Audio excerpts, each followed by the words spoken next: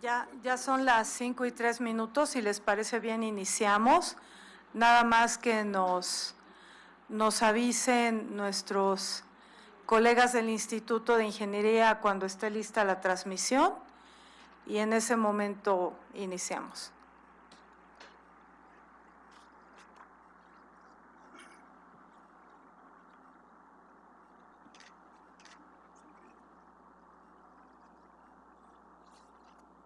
Listo, muy bien, perfecto. Pues muchísimas gracias por su compañía. Bienvenidos nuevamente a este ciclo de conferencias de la presencia de los expertos del Comité Técnico de Normalización en Gestión de la Innovación de la ISO en la UNAM.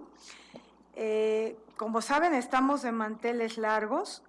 Hoy nos acompaña precisamente el maestro Ricardo Fernández y el maestro Álvaro Reynoso para dar la plática Mejores Prácticas en la Ejecución de un Sistema de Gestión de la Innovación, Caso, Éxito en Latinoamérica. Ellos son dos de los líderes de sus respectivos países en el Comité Técnico de Normalización sobre Sistemas de Gestión de la Innovación de la ISO. Me voy a permitir, si les parece bien, darles una pequeña reseña de ambos. Actualmente Rick es el chairman del US TAG, que es el Comité Espejo de ANSI, para todos los trabajos del TC 279, que recordarán ustedes es el Comité Técnico de la ISO para Sistemas de Gestión de la Innovación, que está desarrollando precisamente la norma ISO 56001, que es el motivo por el cual se encuentran esta semana con nosotros, ¿no? Previamente fue el Vice Chairman precisamente también del US TAG por 6 años, fue convenor del Task Force número 2 relacionado con los términos de referencia para el Chairman's Advisory Group, que apenas terminó hace unos meses. Ha sido jefe de la delegación de los Estados Unidos y ha participado en diversos workshops y reuniones plenarias en Tokio, en Estocolmo, Viena, Barcelona, Dubái, Bérgamo. Es colíder del desarrollo también de la norma ISO 56008 de sistemas de gestión de operaciones, y también ha participado en el desarrollo de la ISO 56004 de innovación, de evaluación de la innovación. Es actualmente director de MIC Professionals, que ya nos platicará un poquito sobre eso, y también estuvo en el desarrollo de la ISO 56007 sobre oportunidades e ideas. Ha ayudado a varios países en Sudamérica, el Caribe, Asia, en la promoción de la ISO 56000 y en el establecimiento también del Comité Espejo en los Estados Unidos.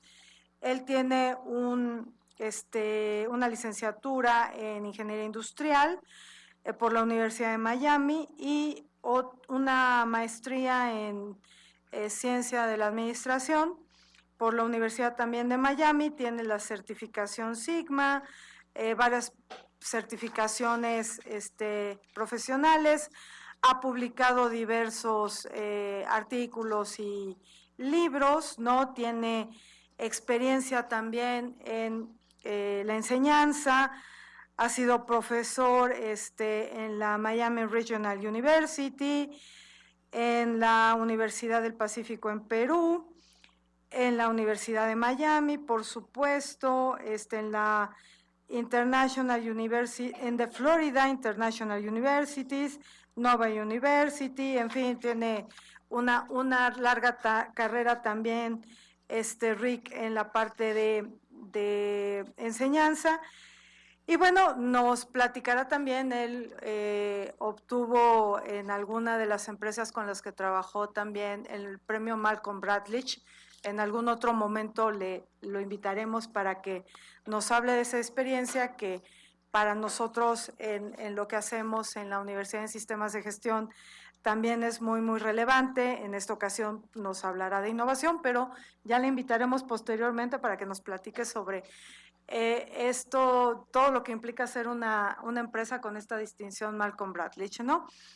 Por su parte, Álvaro es también ingeniero industrial, tiene un posgrado en gestión de la productividad total también por la Universidad de Miami y un máster en administración de empresas por la EAE de Barcelona, es evaluado certificado del premio de calidad del programa de excelencia en desempeño en el Malcolm Bradlich de los Estados Unidos, entonces los tendremos que invitar a los dos, ¿verdad? Y también del modelo iberoamericano de excelencia en gestión, fue miembro de la Sociedad Internacional de la Investigación de la Productividad y la Calidad de la Asociación Internacional de Gestión del Conocimiento, está certificado en Orange Bell en Innovation Management Systems para el ISO 56002, tiene la certificación CPI para Professional Innovator o de Certified Professional Innovator y el Black Belt como Lead Auditor en Innovation Management Systems, también para la 56002. Entonces, como pueden darse cuenta, tenemos dos conferencistas de primer nivel. Les agradecemos mucho que hayan aceptado la invitación de la UNAM para participar en este ciclo de conferencias.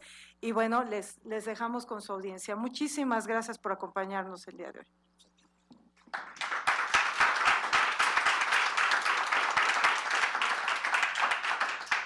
Gracias.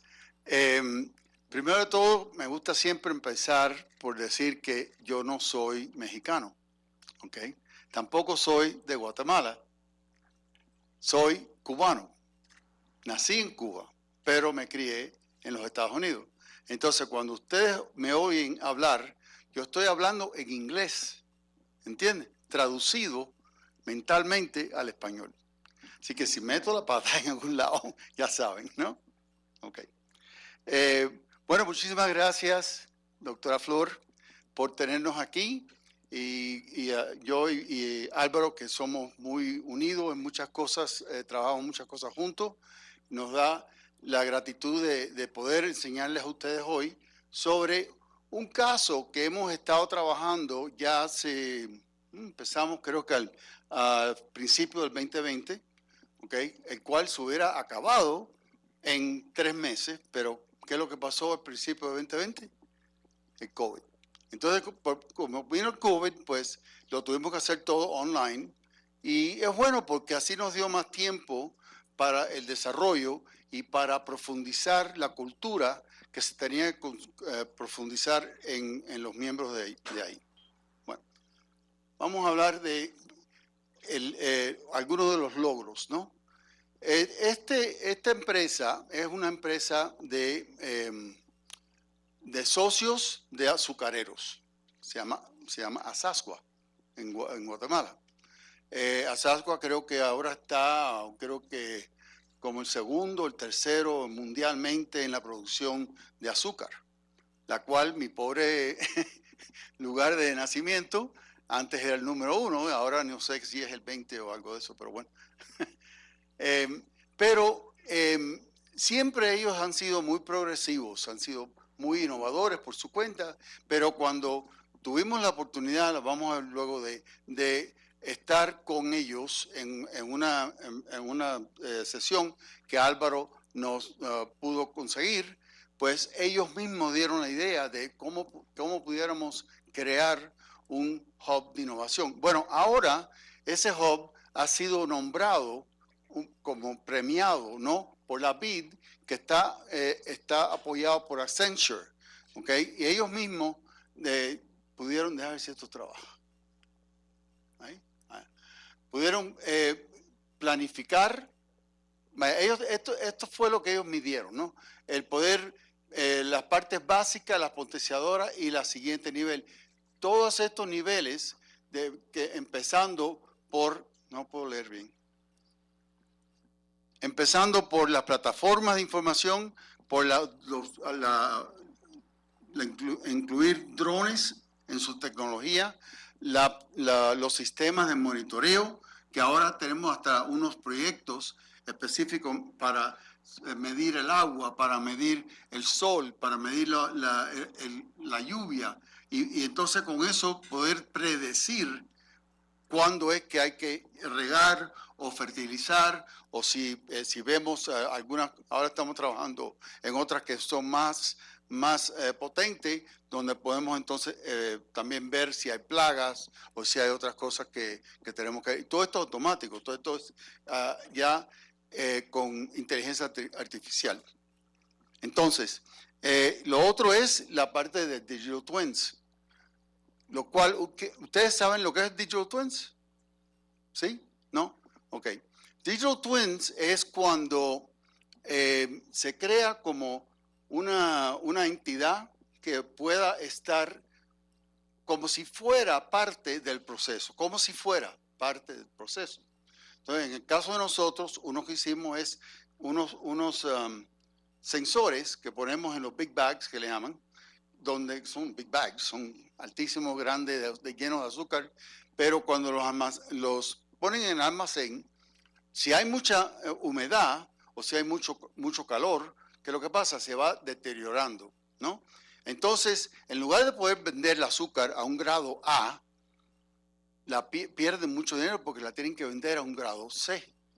Y esa diferencia simple, ¿okay? De eso, después Álvaro, tú vas a hablar de ese proyecto más, se lo dejo a Álvaro para que lo hable. Pero bueno, básicamente ya fue premiado por la BID.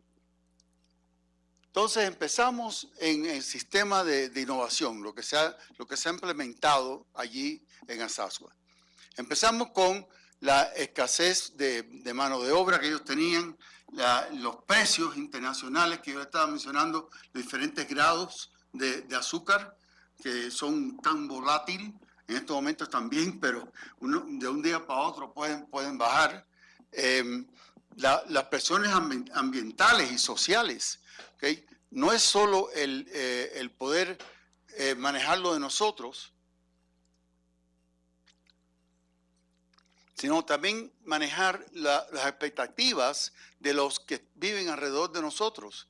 Por ejemplo, si queremos quemar, porque es más fácil cuando quemamos la caña, queremos quemarla, ¿no? Entonces, eso crea un humo y los que están alrededor, de verdad no les gusta ese humo, ¿no? Entonces tenemos que trabajar con ellos. Entonces, toda esa parte social y ambiental también se estaba reconociendo. Entonces, lo que miramos es cómo podemos estar en diferentes niveles de innovación, ¿okay? Porque la innovación no es todo algo transformador o saturado, ¿no? Pues es algo, sí, algo que como un iPhone que cambia todo, ¿no? Sino la innovación también puede ser incremental. Pero lo que tenemos que ver, que lo vamos a ver un poquitico más profundo con Álvaro, es que tenemos que tener mano izquierda y mano derecha. Y tenemos que ser ambidextros, ¿okay? ¿Por qué? Porque tenemos que balancear los proyectos que vamos a hacer. Entonces, podemos tener algunos proyectos que sean emergentes, que sea algo nuevo completamente, pero también puede ser algo sobre el crecimiento, sobre cuando va madurando y también cuando se está saturando. Sobre el tiempo, los cambios de la tecnología de este sector ha sido así y en muchos sectores igual. Llega un punto, esto le llamamos el S-curve, ¿okay? El S, right? ¿Qué es lo que pasa? Si es la empresa suya y estás por aquí en las tecnologías tuyas y empiezas a crecer, ¡wow! Microsoft, ¿no? Estamos para la luna y de pronto se va saturando y se vuelve un poco obsoleto. ¿Cómo se dice? Obsoleto. Thank you. Entonces, pues cuando llegas ahí tienes que tener algo más para poder seguir esa vía, ¿no? Esa dirección. Entonces, la idea de la innovación, de manejar la innovación, de gestionar la innovación, que es lo que estamos aquí durante esta semana tratando, ¿okay? Es cómo podemos conseguir una forma sostenible, sostenible no sobre el agua y eso, ¿no? Sino sostenible de que cuando acabé con una, tengo la próxima ya ahí lista para seguir sosteniendo la empresa, para que la empresa que no se muera, para que la empresa siga por los próximos 50 años o más. ¿Entiendes? Esa es la idea. Entonces, algunos ejemplos. La emergente es como agricultura climática, pero algo de crecimiento es esto del robotics o de digital twins, y cuando es algo ya mucho más maduro, ya entonces, por ejemplo, la digitalización, los drones, que mucha gente cree, bueno, esta tecnología es nueva, es emergente, pero no lo es. Ya eso hace años que se está trabajando y ellos ya lo tenían.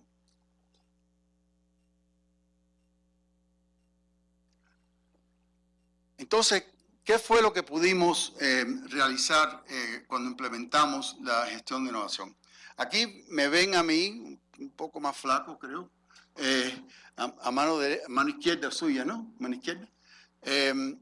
Y ahí es donde Álvaro pudo conseguir a 25 empresas, 75 profesionales, ¿okay? Que certificamos en la cinta verde de lo que es la gestión de innovación. Después, cuando yo haga la conclusión, les voy a explicar un poquitico. Tenemos el IMSP o imsprofessionals.com, que después lo pueden ver. Y ahí tenemos ya, igual que tenían antes con el Six Sigma, ¿no? Que habían diferentes niveles. Bueno, pues esto también tenemos nosotros parecidos, pero niveles de conocimiento de innovación y de la gestión de innovación específicamente, no solo innovación. Entonces esta ruta, nosotros le llamamos el Innovation Journey, porque empezamos con el área de la gestión de innovación. Le presentamos a ellos que íbamos a crear una oficina de gestión de innovación. Cualquiera de ustedes que tiene experiencia con Project Management, muchas empresas grandes tienen Project Management Office, ¿no?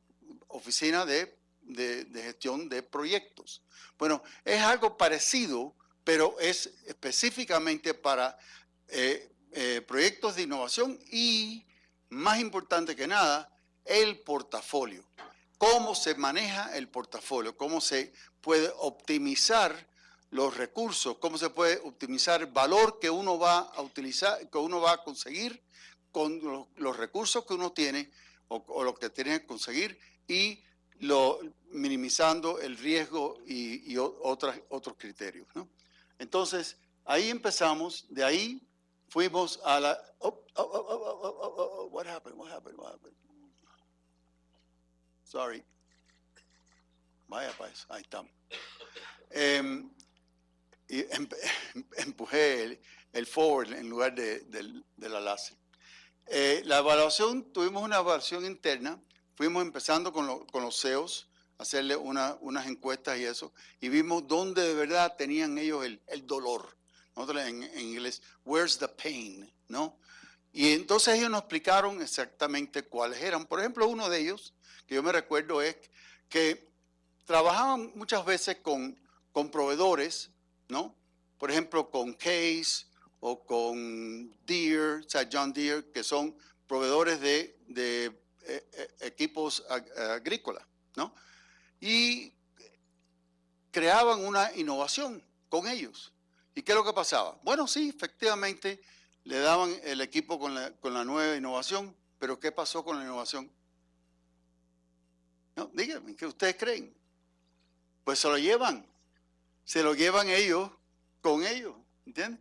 No se queda en la empresa.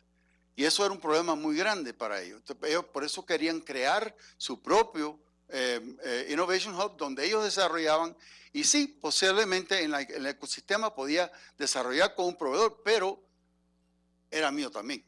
Si lo hacemos juntos, es nuestro, no es de ellos. ¿Entienden? Que es muy grande la diferencia. Tenemos también el diseño cooperativo, donde creamos un ecosistema. Álvaro, creo que tú vas a hablar del ecosistema también, creamos un ecosistema, sin él no se puede. Cuando ya lo creamos, empezamos con la gerencia general buscando la integración de portafolio, porque empezamos con 166, ¿no? 166 conceptos, ideas, ¿no?, que podíamos utilizar, y entonces lo fuimos reduciendo a unos 26 que tenían buenas posibilidades. Pero no había dinero para 26 proyectos, entonces lo minimizamos hasta 6, y con esos 6 empezamos con los fondos de ellos para crear este hub de innovación y para hacerlo sostenible, ¿vale? Que cuando ya ellos pongan ese dinero, que sea autosostenible, que ya no tenían que poner más dinero.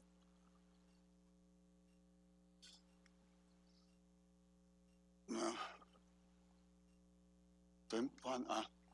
Ok, aquí tenemos el comité ejecutivo, la implementación de pruebas y pilotos, porque en cada uno de los proyectos tuvimos que crear equipos internos y externos, ¿no?, con el ecosistema, pero internos que fueran equipos para darnos la información que necesitábamos. Y también, al tener gente que estaban en the field, ¿no?, que eran parte de eso, podíamos entonces también vender los conceptos más fácil, porque eran sus ideas. Aquí voy a terminar. Solo diciéndole que aquí ustedes ven un mapa completo de todas las funciones que tiene la innovación.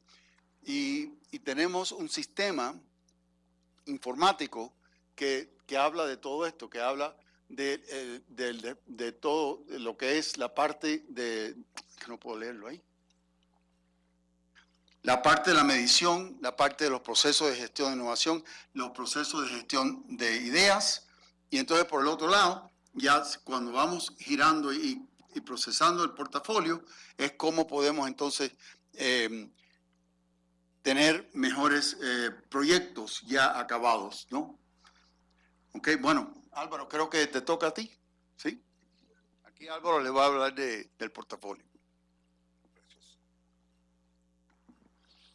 Si me prestas la... Buenas noches, gracias a Mónica primero por invitarnos, Mónica, y por todos tus servicios. La verdad es que quiero que le dé un aplauso a Mónica porque es un ejemplo de lo que deben ser todos los latinos en servicio, atención. Estamos realmente sumamente contentos de estar acá. Entonces quería empezar con Mónica. Y yo voy a hablar, Rick habló de por qué, ¿verdad? Vieron la tecnología, vieron las necesidades. Yo voy a hablar dos cosas, ¿verdad? ¿Qué fue lo que hicimos y cómo? Y cuáles son las conclusiones, ¿de acuerdo? Primero voy a hablar del portafolio. Rick dijo muy bien que teníamos 166 proyectos iniciales. Entonces empezamos a crear un sistema de priorización que está basado en 3 variables claves que posiblemente ustedes, si no lo saben, es cómo priorizamos los proyectos. La primera variable es qué tanto está conectado con la estrategia del proyecto, qué tanto valor va a generar a la estrategia. La segunda variable es a qué riesgos está sometido el proyecto, incluyendo riesgos económicos, riesgos de talento, etc. La tercera variable es muy poco usado en la gestión típica de proyectos y es lo que nosotros llamamos atractividad. La atractividad es la otra cara del riesgo. ¿Sí? El riesgo es bastante limitante, ¿verdad? ¿Qué problemas tenés? Entonces, cuando vamos a la atractividad, vemos qué pasa si no lo hacemos. ¿Qué crecimiento puedo limitar? ¿Qué rentabilidad puedo reducir? ¿Qué valor para la sociedad, los clientes? Entonces, nos permite, si no tenemos dinero, y si el proyecto es muy atractivo, conseguir. ¿De acuerdo? Entonces, esas son las 3 variables con que priorizamos un portafolio. Si se dan cuenta, pues bajamos de 166 a 6 y finalmente seleccionamos 4. Con 4, ahora ya este centro es autosostenible. Y para que tengan una idea, por cada bodega, ya voy a hablar, estamos ahorrando 1.8 millones de dólares por bodega, ¿sí? En trazabilidad logística, en sensores, en modelos de predicción, etc. Imagínense cuántas bodegas tiene un ingenio. Tenemos ingenios que tienen 3 o 4 bodegas, solo calculen los millones. Eso es solo en bodegas. Ya no digamos en modelos de predicción que estamos calculando, que le estamos devolviendo, aparte de ser sostenible al centro, 100 millones de dólares al año de retorno en impactos, ¿verdad? Para estos ingenios. Y entonces ven acá, donde priorizamos el portafolio, creamos escenarios. ¿Qué pasa si solo o nos orientamos solo a ver tipos de innovación? Solo innovación para optimizar o innovación para crecer. ¿O qué pasa si no cubrimos todos los objetivos? ¿O qué pasa si no tenemos los recursos? Entonces creamos escenarios. Eso es lo bueno de tener un software que nos permite crear escenarios para seleccionar el mejor portafolio de proyectos posibles. Entonces, cuando lo miramos de una forma, lo miramos de otra, al final decimos, la mejor mezcla es esta. Y fue donde ubicamos estos 4 proyectos. ¿Sí? Entonces, empezamos con esos proyectos. Esos proyectos están orientados a lo que dijo Rick, a los diferentes horizontes de innovación. Los primeros 2 horizontes son bastante internos, son de optimización. Tiene que ver con mejora continua y con incremental. Muchas veces mucho de la innovación es H2, incremental. ¿Por qué? Usamos tecnología, robots, digitalización para mejorar la operación actual. Pero seguimos haciendo lo mismo, un poco más barato, más rápido, etc. No salimos de la caja. Esa es innovación H2. Innovación H3 y 4 es cuando transformamos el futuro de la organización, cuando estamos buscando nuevas adyacencias, por ejemplo en azúcar, van a ver, ahora trajimos la planta más grande del mundo en empaques sostenibles, que se va a poner allá en mi país, en Guatemala. Todos los empaques, es una planta hindú que se llama Paca. Esta planta va a producir todos los empaques de bagazo de caña. Entonces lo trajimos, estamos utilizando un producto, en este caso una adyacencia de un producto, y vamos a invadir Estados Unidos con empaques sostenibles. Entonces, esa es una de las adyacencias que estamos desarrollando en el hub. Ese es un H3. Es algo que no teníamos, un modelo nuevo que viene de la producción original, que es una adyacencia. H3. Tenemos muchas adyacencias que estamos creando. Estamos pensando en tela para hacer ropa sostenible y en otros, un montón de plásticos derivados de bagazo de caña, etcétera, etcétera, etcétera. Y H4 es algo totalmente fuera de la industria, algo que es disruptivo, que no existe y es más allá de los horizontes. Estos son todos los tipos de innovación que se tiene. Generalmente se lleva a 2. ¿Cómo optimizas lo que ya tenés? ¿Y cómo creas algo nuevo? Le llamamos transformacional o le llamamos también exploración y explotación. ¿De acuerdo?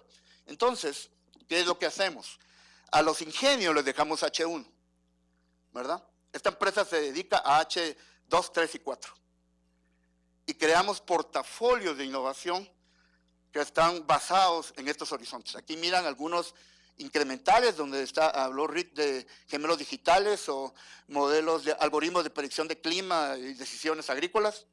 O cómo podemos reducir las quemas no planeadas. Perdemos más o menos 150 millones de dólares de quemas no planeadas. O sea, quema criminal, alguien quema porque no le gusta la caña o porque está en contra. Entonces, ahora estamos controlando, creando algoritmos para predecir dónde se va a quemar y tenemos una certeza de un 90% de anticipar la quema.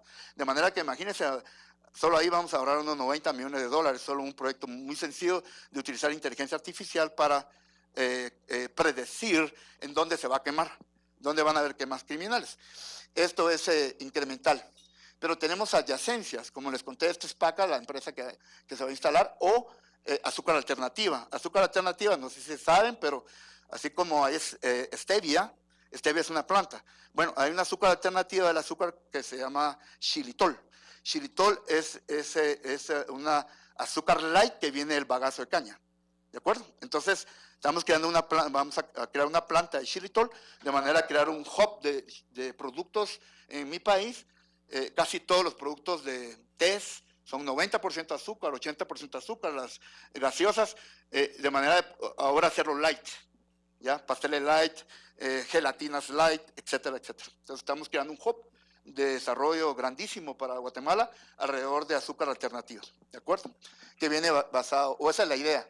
Y luego tenemos algunos disruptivos, no voy a hablar mucho de eso porque son secretos, pero nada más, sí les voy a decir uno porque son secretos de nosotros que somos directores de esa empresa, pero uno bien interesante es que logramos tener el control del clima simulando estaciones de clima basado en web.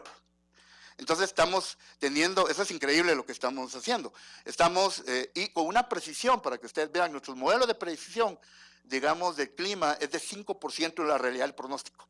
Imagínense, el clima es así, pero nos trajimos a un especialista que predice en bolsa de valores, entonces el clima es igual.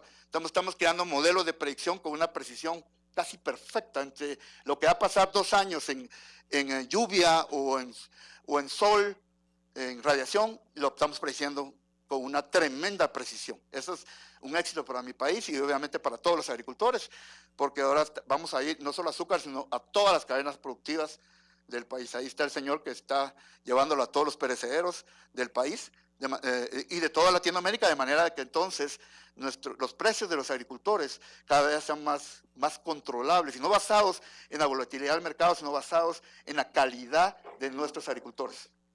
En eso estamos ahora, ¿verdad? Devolviéndole a la gente lo que realmente se merece, ¿verdad? No el precio internacional que lo fija alguien más, sino cómo nosotros fijamos el precio a futuro. Aquí está una de nuestras innovaciones que tiene que ver con Twins, ya Rick lo dijo, no voy a hablar mucho de Twins, solo quiero que miren que damos trazabilidad completa. Podemos medir 200 variables en cada sensor, o sea, podemos medir el oxígeno alrededor de la planta, el nitrógeno, lo que queramos, golpes. Entonces controlamos, damos la trazabilidad completa. Simplemente es, ¿qué necesitamos controlar? Diseñamos los sensores y ahí va. Entonces lo controlamos en toda la cadena de suministro. Para que ustedes sepan, 40% de los alimentos se pierden en la cadena de suministro, desperdicio. Ese 40% lo estamos eliminando nosotros. O sea, son billones de dólares los que vamos a poder eliminar controlando digitalmente la cadena de suministro y prediciendo condiciones. ¿De acuerdo? Este es el Twins. Aquí miran dashboard y cómo controlamos, son mapas de calor. Encontramos que el azúcar no se degradaba en temperaturas altas, como se supondría, sino con los datos se degrada en temperaturas bajas. Y con eso estamos rescatando 1.8 millones de dólares solo con ese descubrimiento. Porque ellos pensaban que como nuestro clima es alto, entonces las temperaturas altas degradaban el azúcar, o sea, le cambiaban color. Pero descubrimos con la data que era temperatura baja. Es decir, en la noche baja la temperatura y por un efecto térmico el azúcar pierde colorimetría. Entonces, eso lo estamos anticipando y podemos mover las diferentes jumbos a diferentes lugares y entonces con eso salvamos 1.8 millones por bodega, solo con ese descubrimiento. En una bodega, por bodega. Así, eso es lo que estamos haciendo, exactamente. Bueno, eso es Twins, pero también tenemos inteligencia agrícola. Tenemos un SIP agrícola, donde monitoreamos todo, las condiciones del suelo, predecimos, aquí está la predicción que tenemos, miren, esta es la realidad, este es el pronóstico, casi perfectos, de radiación, agua, lo que sea, lo cual pues no queremos soltar, nos piden que les vendamos el algoritmo, eso vale más que todo el proyecto nuestro, el algoritmo que creamos, y además podemos tomar decisiones, por ejemplo, en la etapa de cómo va creciendo la planta, podemos saber qué necesita la planta cuando está en crecimiento o cuando macollamiento le llamamos, cuando está creciendo más, qué tipo de radiación, qué tipo de agua y podemos tomar decisiones perfectas de manera que la planta siempre se optimiza todo el tiempo en cada etapa fenológica de la planta. Lo que miran acá son las etapas fenológicas y lo que mira acá es el déficit de lo que es de radiación solar. Después de miles de investigaciones, la variable que más impacta, y díganselo a todos los agricultores, es la radiación. No es ni el agua, ni el dióxido de vidrio, o sea, tenemos suficiente evidencia. Entonces, controlamos la radiación, aparte de otras variables, y en este caso, lo que miran ahí es radiación. ¿Sí, Rick? Sí. Es que vos te tardaste más. Sí, y lo último que estamos haciendo son microestaciones de agricultura 4.0. Es muy caro, aquí controlamos el suelo, controlamos el clima, etcétera, etcétera, etcétera. Entonces lo hacemos nosotros en Guatemala, tenemos una fábrica de sensores, entonces ahí estamos diseñando a muy bajo costo toda la tecnología que necesitemos. ¿Verdad? Antes era muy complicado porque teníamos que ir a China, que nos vendieran, si Dios es grande, ¿a qué horas? ¿De acuerdo? Conclusiones, y voy a ir bien rápido porque Rick se tardó 10 minutos más, entonces yo los voy a... la parte más importante voy a hacerla más rápida. Voy a dar 10 lecciones que hemos aprendido. O sea, imagínense a los superpoderosos, les voy a dar 10 superpoderes de estos superpoderosos. ¿De acuerdo? Que son 10 cosas que no pueden dejar de ver. Número 1, jamás traten de innovar en una operación. ¿Sí? O sea, a veces que dicen, no, pongamos un laboratorio de innovación en la empresa. Olvídense, ya se murieron. Porque la cultura de innovación es diferente a la cultura operativa. ¿De acuerdo? Entonces, lo que nosotros hacemos es lo que Rick estaba mencionando, que es ambidiestro. Ambidiestro es que la operación opera con sus culturas y sus variables y la innovación opera aparte. ¿Por qué? Porque para la innovación necesitamos aprender de la falla, experimentación continua, adaptación y resiliencia, toma de riesgos, y la operación es completamente diferente. No falles, no tengas errores, estandarizar. Entonces, el principal error que se comete es meter los sistemas de gestión de innovación en una cultura operativa. Mataron la innovación. Tienen que ser ambidiestros, ¿de acuerdo? Es decir, una estructura de una operación completamente paralela, y ayer preguntaron de cultura y no supieron contestarles.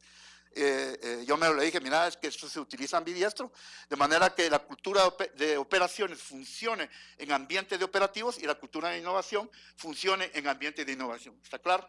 Esta es la forma como operamos hoy con éxito. Si tratan de mezclarla es muy complicado. Igual, si queremos meter una cultura de operaciones en la innovación, vamos a matar. Entonces, nosotros al nomás innovar lo pasamos a operación. Solo desarrollamos los proyectos, ya cuando están en el mercado y ya están sostenibles, va a que lo opere otro. No queremos operar, queremos ser una fábrica de invención, ¿de acuerdo? No de operación. Este es el primer superpoder que les puedo contar. Y para eso se crean los sandbox, los hubs, ¿de acuerdo? Segundo superpoder. No solo basta cumplir requisitos. ¿Sí? No sé si han escuchado que dice, cumplimos requisitos. Nosotros estamos completamente seguros que cumplir requisitos es 50% del éxito de un estándar como ISO 56000, 2 o 1. El otro 50% es convertirlo en excelencia en desempeño. O sea, es decir, ¿cómo yo puedo hacer que ese estándar sea sostenible? Y para eso usamos este concepto de sistemático, sistémico y sostenible. O sea, tenemos que convertir en sistemático el método, que sea repetible, que hayan datos que muestren efectividad e impacto, y además que se puedan integrar con otros, y además que eso nos dé resultados de niveles, tendencias, comparaciones para demostrar que nuestra innovación es sostenible. Entonces, una cosa es cumplir requisitos y otra cosa es que el estándar sea efectivo. Nosotros hemos aprendido a dominar el estándar, no solo para cumplir requisitos, sino para ser efectivo, y le llamamos M+3S, que hoy lo utilizan muchos a nivel mundial. Rick se encargó de dar nuestra fórmula de Coca-Cola en todos lados, entonces hoy lo utilizan todos eso. Pero bueno, no importa quién lo inventó, ¿verdad? Sino que lo usen, ¿de acuerdo? Tercer superpoder. Si no tienen claras las aspiraciones, no innoven. Las aspiraciones tienen que ver con la estrategia. ¿Qué es lo que busca la organización? ¿Cuáles son los objetivos que busca realmente? ¿Cómo quiere verse la organización en el futuro? Eso le llamamos cuáles son las principales intenciones estratégicas. No voy a hablar, pero nosotros tenemos 5 drivers. Cada driver sabemos exactamente cómo creemos que se mire este hub en 5 años en el futuro. Exactamente. Eso se llama intención. Es decir, una visión clara de lo que querés, no hoy, sino en el futuro. Para cada uno de esos tenemos visión. Ya sabemos qué vamos a hacer. Cuarto. Tienen que tener un sistema de gobernanza diferente y supercapacitado. El sistema de gobernanza tradicional no nos funciona. ¿Por qué? Porque las decisiones son muy lentas. Y en innovación no hay tiempo que perder. Entonces hay que crear un sistema de gobernanza para el sistema de gestión de innovación, de manera de tomar decisiones rápidas, de manera de que nos aprueben los presupuestos y lo único que tenemos que hacer es cómo lo ejecutamos, en qué forma lo colocamos y en qué momento. Entonces, y además, capaz, lo que miran acá, y Rick va a hablar mucho más, son las certificaciones de todos estos teams. Cada uno tiene diferentes certificaciones. Rick va a hablar un poquito más de estas certificaciones, yo no me voy a referir, pero aquí hay cinta plateada, que es para los líderes, cinta naranja, que es para los profesionales, cinta amarilla, que es para toda la gente. Entonces, toda la gobernanza está lista para innovar. ¿De acuerdo? Entonces, tuvimos que desarrollar un montón de gente en certificaciones. Aquí, por ejemplo, vengo una certificación que es de Orangeville, de IMS, cabal. Aquí tenemos 250 profesionales de innovación ya operando. O sea, son gente que puede llevar una idea hasta el mercado. O sea, son para esos trabajos. Entonces, desarrollamos muchos profesionales porque queremos que la cultura se disemine en el caso de la agricultura y en Latinoamérica. Tenemos mucha gente petroleras, etcétera, que desarrollamos. Ahora, en 2 semanas estoy en Guadalajara certificando a todos los tequileros en operaciones. Sí, me voy a dar Rick, pero para el último día porque tenemos una cata de tequila ahí. Otra cosa, otro superpoder. Olvídense de las competencias como las han tratado hoy. ¿Sí? Generalmente las competencias son de personas, de individuos. No, en innovación necesitamos equipos capaces, no personas capaces. Entonces, quiero ver yo, Rick, ¿en qué es bueno? Bueno, Rick es muy bueno porque es creativo, listo.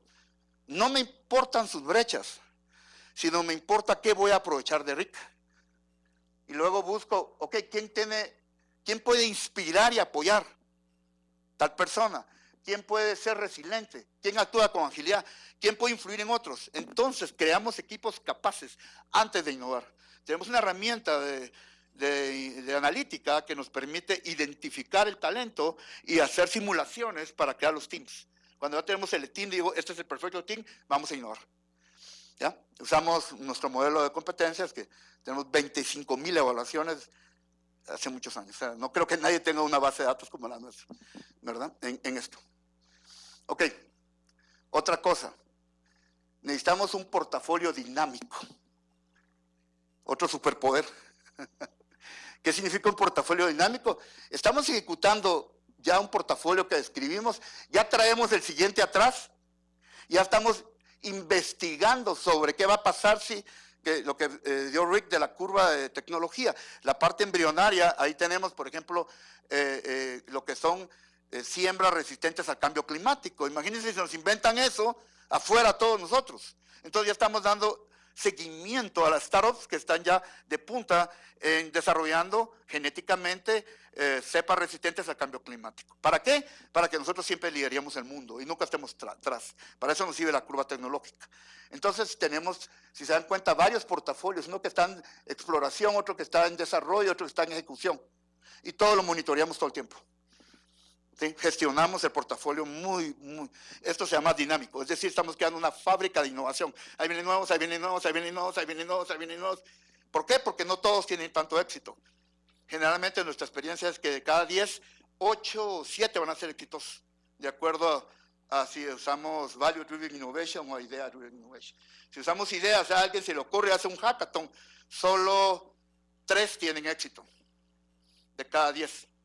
Es muy pobre usar Idea Driven Innovation. ¿Por qué? Porque no está alineado a la tecnología ni a las intenciones de la organización, sino a lo que la persona se le ocurre hoy. Entonces hace un hackathon, un no sé qué, pierden dinero tirándolo, ¿verdad? Porque no tiene driver, no tiene orientación. ¿De acuerdo? Portafolio dinámico. Octavo superpoder. La innovación está basada en pruebas y aprendizaje sistemático. Solo miren cuántas pruebas nos echamos, pues. Que prueba con clientes, que prueba de concepto, que pruebas piloto, que pruebas en el mercado, que pruebas con el ecosistema.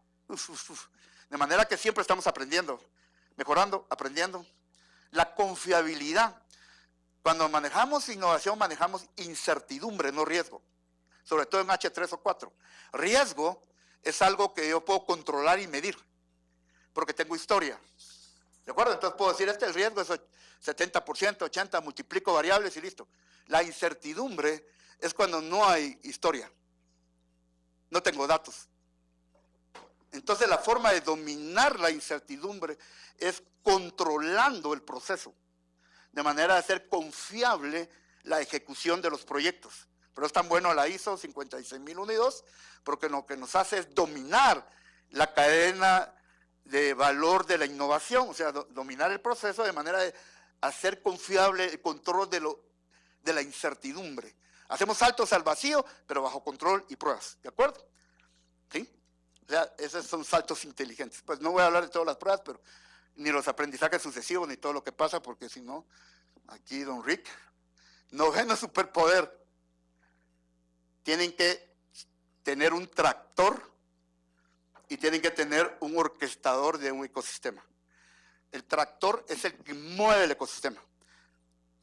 Y el orquestador es la persona que orquesta todo. No quiero hacer anuncios, pero esta semana salió mi tercer libro y es sobre esto, ¿verdad? Entonces no voy a hacer anuncios. Es sobre cómo la estrategia está cambiando en un mundo de disrupción, cambio continuo e incertidumbre extrema, ¿verdad? Ese es mi tercer libro. Entonces hay un capítulo solo de ecosistemas. ¿Cómo crear ecosistemas? ¿Por qué? Y una de las partes bien importantes es que miren que tenemos ecosistemas de cooperación e investigación que no son los mismos de activos de conocimiento. Activos de conocimiento son aquellos socios que yo no tengo, ¿verdad? Yo no soy experto en sensores, pero me uno con el mejor. No soy experto en inteligencia artificial, pero busco dónde está el mejor. No soy experto en, está claro, se llama activos de conocimiento, me encanta, es el nombre de la ISO. No le llama socios, ni le llama partnership, le llama activos de conocimiento. ¿Qué conocimiento no tengo? ¿Dónde lo busco? ¿Dónde lo traigo? Y creo ecosistema. Este ecosistema es el que tenemos ahí, no lo voy a explicar, solo miren ese montón de arañas. Esa me ha tocado a mí en la espalda crear todo esto.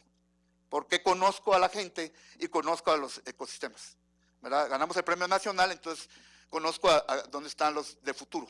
Entonces los traigo y los lanzamos y los hacemos crecer, ¿verdad? Uno de ellos ya está en Fortune 50 de Latinoamérica. Y era nada, pero con este volumen lo llevamos hasta arriba, lo escalamos, ¿de acuerdo? Entonces escalamos a muchas compañías, como la de Rick, la escalamos bastante. Y lo otro, lo último, ya no voy a quitar el tiempo, es si no tienen gestión de propiedad intelectual, no innoven. No innoven. No innoven. ¿Por qué? Porque a lo largo de la cadena de valor de la innovación, tenemos que alinear la cadena de gestión de la propiedad intelectual. ¿Dónde necesitamos un contrato de confidencialidad? ¿Dónde vamos a hacer un acuerdo de copropiedad? ¿Dónde vamos a tener derechos de autor? Entonces nosotros tenemos muy alineado el proceso de lo que es propiedad intelectual a la innovación. O sea, es tan o más importante que la innovación misma porque protegemos. Al final, lo que innovamos son conocimientos intangibles y eso lo protegemos con propiedad intelectual. ¿De acuerdo? Dejo a Rick ahí para que termine su... Y si tienen alguna pregunta, por favor, cuando terminemos. Yo sé que estamos un poquitico atrasados, por lo menos en lo que habíamos originalmente pensado, pero sí, gracias. Solo son diapositivas. Para concluir, ¿qué pasó? Les quería hablar un poquitico sobre el tema del IMS Professionals. ¿Okay? El IMS Professionals es algo relativamente nuevo, ¿okay? Pero estamos muy enfocados, una organización que se enfoca en los profesionales de la gestión de innovación. Eso es todo, más nada. ¿Okay? Lo que hacemos es certificar a personas y también tenemos redes para poder apoyarlos en consultoría o en la misma, el mismo entrenamiento, ¿okay? O capacitación. Pero todo lo que habló Álvaro, ¿okay? Está contenido en este website que yo les dije, que en una forma u otra tenemos diferentes niveles, ¿no? de gestión, pero como yo le había mencionado antes, tiene que ver con empezar con los belts, ¿no? El yellow belt, que es simplemente fundamento, el orange belt, que es un practitioner, porque ahí es donde vas a poder saber ser buen miembro de un equipo de innovación.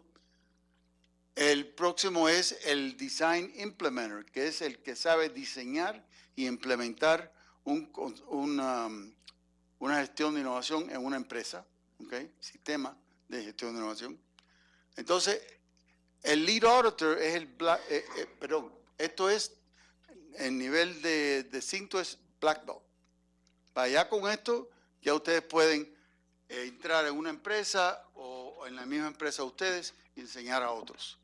Entonces, el Master Black Belt es donde ya uno es el auditor. Ya puedes auditar una empresa. O la misma tuya, pero la idea es que puedas ser auditor. Ahora cuando salga la 56001, que es la que estamos trabajando ahora, que va a salir este año, si Dios quiere, que a finales del año, ahí va a haber una explosión, porque igual que con el 9001, esto va a ser uno de las normas más cotizadas, que van a querer usar las empresas y van a exigírselo las empresas grandes y los gobiernos a las empresas que quieren trabajar con ellos. Entonces, no es solamente el saber ustedes, sino que la empresa ustedes van a tener que estar certificados. Nosotros no vamos a estar certificando empresas, ¿okay? Pero sí vamos a estar certificando profesionales. ¿Okay?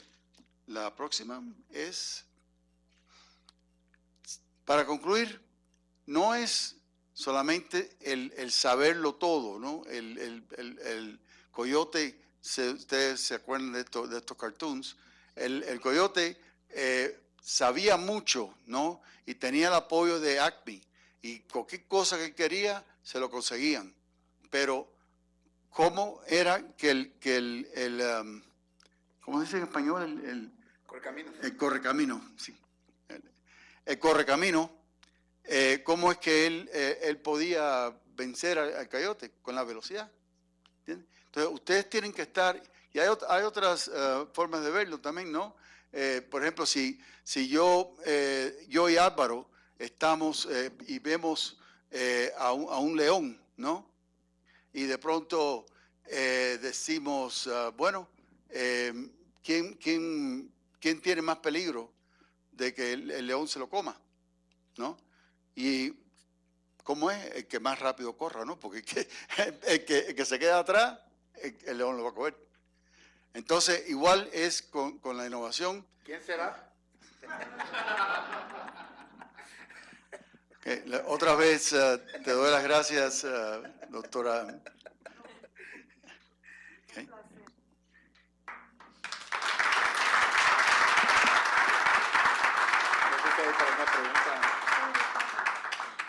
Tenemos tiempo para una pregunta, lamentablemente, porque está nuestro ponente, el siguiente ponente ya listo. ¿Alguien tiene alguna pregunta?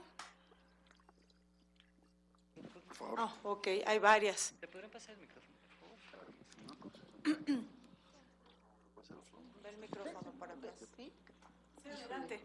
Espero. Bueno, ok, gracias. Gracias por las otras preguntas, pero y de hecho tengo dos preguntas. Una que me pide Alejandro, que está viendo por web la presentación, y que quiere saber si tienen... Que firme propiedad intelectual y con mucho gusto. Perfecto. No son mentiras. Mónica la tiene ya para todos ustedes. Que justo si tienen alguna experiencia en se me fue el nombre, en la patentación de microorganismos. Sí, de hecho el proceso de patentación es similar.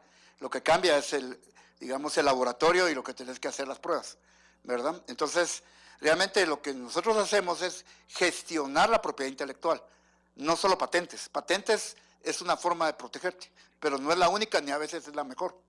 Entonces tenemos... Muchas veces no es la misma innovación, tampoco. Sí. Mucha gente cree que patente es la innovación, pero hay miles de patentes, los cuales, veces, si no dan valor, no son innovaciones. No necesitas una patente, quizás necesitas simplemente una protección sobre el derecho industrial de esa innovación. Entonces, no es patentes, y es una gran confusión que hay sobre propiedad intelectual e innovación. Entonces, más bien, Es un sistema de gestión en donde utilizas la propiedad intelectual en el momento que necesitas qué tipo de propiedad. Entonces utilizamos eso. Es gestionar la propiedad. En el caso, si es el caso de ayer, yo sí le recomiendo patente, porque patente te protege un poco más si alguien lo usa, ¿verdad? Pero habría que averiguar con un experto si con solo derechos de, digamos, de la formulación o industrial que se llama, secreto industrial, puedes proteger.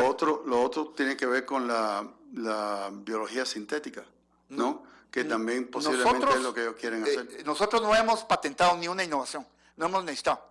Todas han sido contratos de copropiedad o protección de formulaciones, entonces aún no hemos estado propiedad, para que te des cuenta, ni una patente en esta gran empresa de innovación, y yo trabajo en toda Latinoamérica y no hemos usado aún propiedad intelectual, patentes, pero depende del tipo de innovación, y no sé si aquí hay abogados de innovación, pero deberían de tenerlo para eso, ¿de acuerdo? Sí, sí los tenemos, perdón la interrupción. Además, la conferencia del jueves, la última, Es sobre propiedad intelectual. es sobre propiedad intelectual y la va a dar Irene. nuestra especialista y convenor del grupo, que es Irene Marker. Entonces, ella tiene años, décadas trabajando en esto, es una entusiasta. No se pierdan la conferencia del jueves. Muchas gracias. No, para servir. No sé si hay otra pregunta. Pues yo creo que Estamos. ya no tenemos tiempo porque está Peter. Ok, muchas gracias. Pero, ¿qué les parece si le damos un fuerte Gracias. aplauso?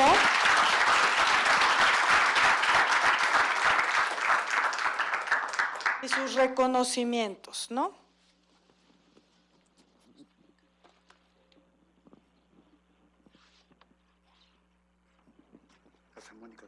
Si quieres. Sí.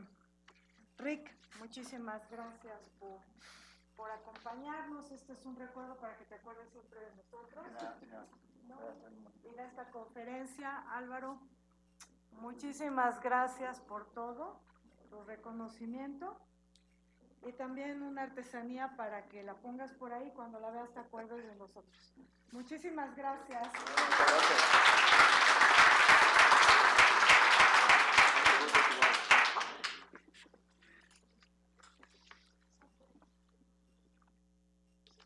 Necesitamos nada más un par de minutos para cambiar la conferencia a nuestro siguiente invitado, que es Peter.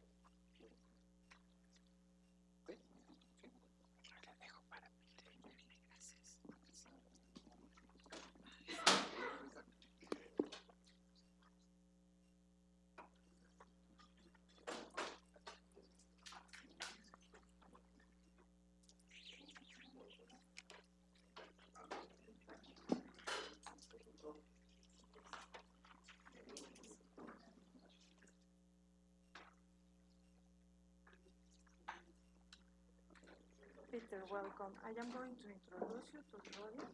Yeah. You can go up and down. They need to actually unblock. Now it's blocked for the guys who are watching us in Zoom. They unblock it. You can advance it with the advancers, or just simply doing that. Okay. The one that's the advance is one, isn't it? That's what it Yes, is. this is that. Okay. Okay. Let me introduce you. Okay.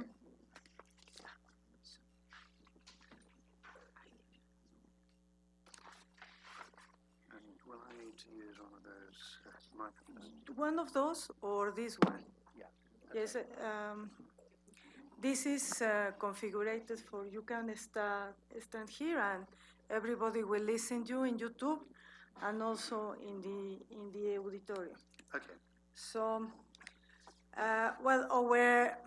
nuestro siguiente conferencista es Peter Merrill. Peter Merrill ha sido invitado, ¿no?, en muchas ocasiones para dar conferencias estelares o principales sobre innovación. Por ejemplo, en el World Manufacturing Conference en Hefei, China, the European Organization for Quality Conference en Helsinki, the ISQ, que conocemos mucho a todos nosotros esa asociación en los Estados Unidos, y por supuesto ha dado conferencias también en INLAC, como pues el principal conferencista aquí en México. Es director ejecutivo de Design and Brand, una corporación en el Reino Unido que ha liderado innovación en muchos mercados muy importantes. Ha sido fundador de la división de ASQ de Innovación y es actualmente miembro también del Consejo Directivo de ASQ. Ha trabajado en, bueno, yo les puedo decir, muchas normas de la ISO durante más de 20 años. Yo lo conocí, tuve la fortuna de conocerlo desarrollando la 9001 y ahora somos compañeros en las normas de innovación. Es uno de los miembros fundadores del Comité de Innovación de la ISO 56001. Obviamente es una persona muy reconocida por su liderazgo en los temas de innovación, de gestión de la innovación en la normalización, y pues he trabajado con muchas autoridades en Norteamérica en la generación de políticas públicas también para la parte de innovación. Ha implementado sistemas de gestión en IBM, AIG, también en BlackBerry. Ha escrito varios libros y dentro del Quality Press se incluye Innovation Generation, Innovation Never Stops, y su más reciente libro es ISO 56000, Building Innovation into Your QMS, ¿no? Que yo creo que nos va a ayudar mucho ahorita a los que estamos tratando de implementar este estándar aquí en la universidad. Ha escrito mucho para Quality Progress. Recordarán que Quality Progress es una revista, no es exactamente un journal, está considerado un practitioner magazine, pero es muy citado porque tiene casi un nivel de journal y él ha escrito mucho. Entonces, Peter combina una trayectoria muy amplia en el desarrollo, por supuesto, de normas, en la consultoría, en los temas, por supuesto, de publicación, la parte académica, la enseñanza. Ha liderado, me venía platicando ahora que estuvimos, que veníamos el sábado del Templo Mayor, me venía platicando algunos de sus proyectos que ha hecho de forma internacional, y es verdaderamente impresionante el trabajo con Crosby, que es otra cosa también muy impresionante. Entonces, tenemos a uno de los expertos más reconocidos en el mundo en estos temas, y nos viene a hablar. Ahorita él actualmente es el líder del proyecto de la 56001. Está coordinando todo nuestro grupo para precisamente terminar esta norma en unos meses. Ha sido un proyecto que ha desarrollado durante cerca de 3 años con un liderazgo muy efectivo. Entonces, estamos verdaderamente de plácemes por tenerlo aquí con nosotros. Peter, thank you very much. I just, give a very small brief of your incredible and impressive professional background and everything you have done, which is incredible also for the standardization world. We really are, in a very big depth with you for all what you are actually putting into the development of the international standards that we are using in Mexico and all around the world. So it's a real privilege to have you here as a keynote speaker. So thank you very much for accepting giving this conference at UNAM. We are really privileged to have you. So please feel welcome. Thanks so much, Monica. And you'll have to forgive me for speaking in English, but I've always said that I'd get around to learning Spanish. I have French, I have German and English, but I'll have to speak in English. So I'm going to start off with a quote. And it's from the very first recorded writing on innovation. And would you believe it was a book written by Machiavelli? Yes, Machiavelli. In his book, The Prince, is the first recorded reference to innovation.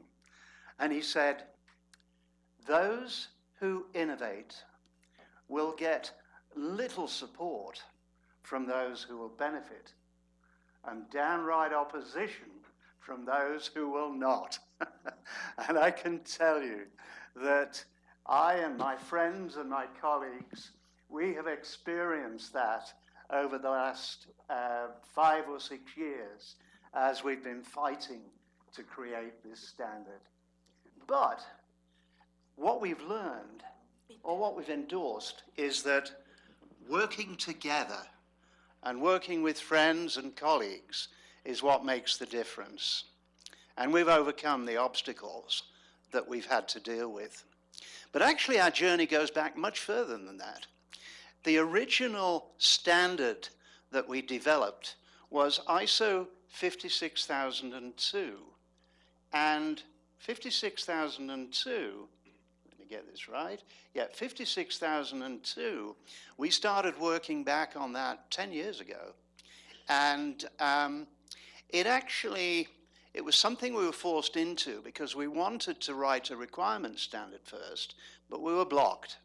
It actually turned out to be a really good pathway because this document, you can call it the body of knowledge on innovation.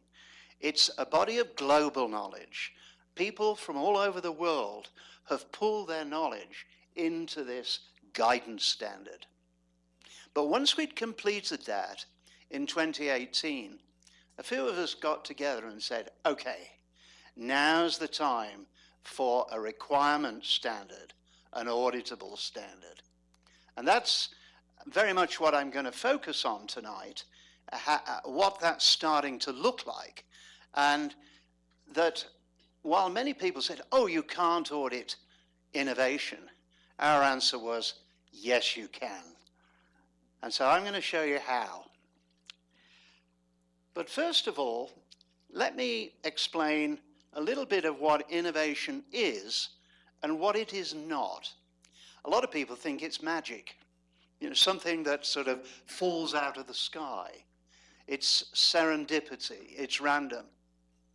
But in fact, innovation is driven by the marketplace.